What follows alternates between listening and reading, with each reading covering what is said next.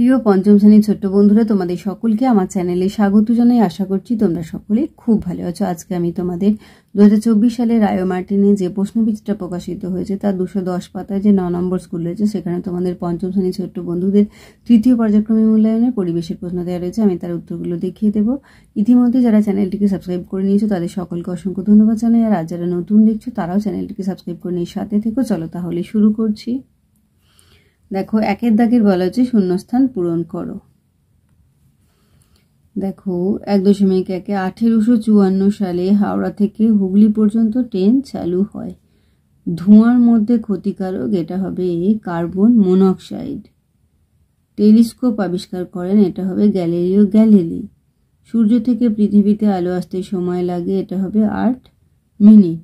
1 October বিশ্ব বয়স্ক দিবস পালন করা হয়। Safe drive safe live.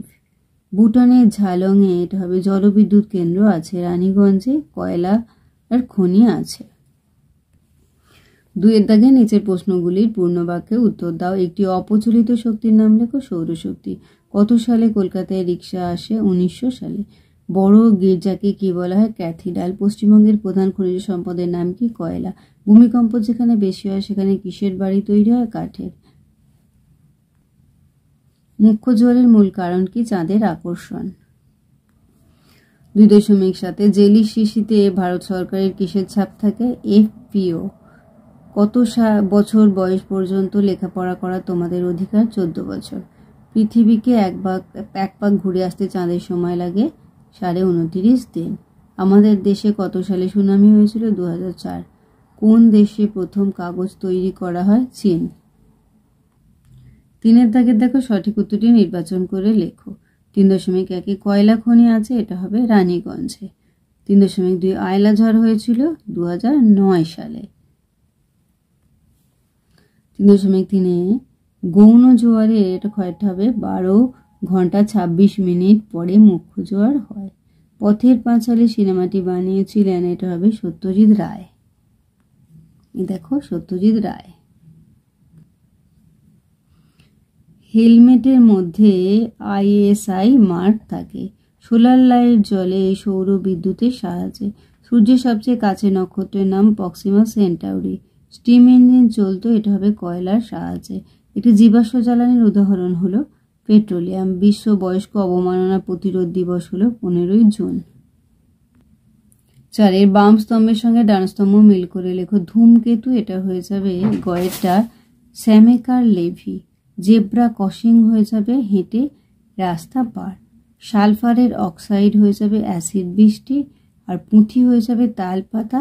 Generator হয়ে যাবে ডিজেলের শক্তি। 5 এর দেখো 2-3টি বাক্যে উত্তর দাও। আবহাওয়া বলতে কি বোঝো? এই দেখো আবহাওয়া।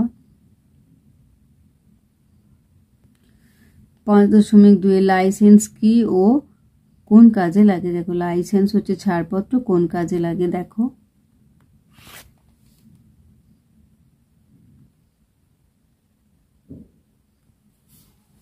সূর্যগ্রহণের সময় খালি চোখে সূর্যের দিকে তাকাবে না কেন? দেখে নাও। 5.4 কোন তিথিতে ভরা কোটাল ও কোন তিথিতে মরা কোটাল হয়?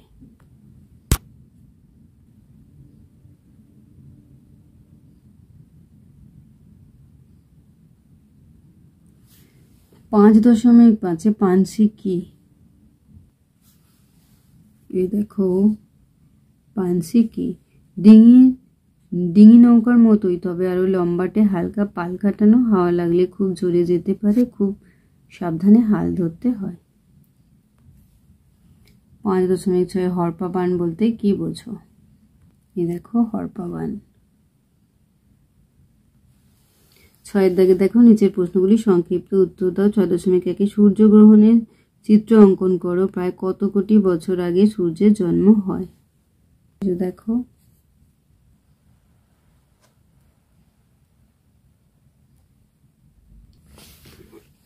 এখানে বলেছে প্রায় কত কোটি বছর আগে সূর্যের জন্ম হয়। এটা লিখবে প্রায় 500 কোটি বছর আগে সূর্যের জন্ম হয়।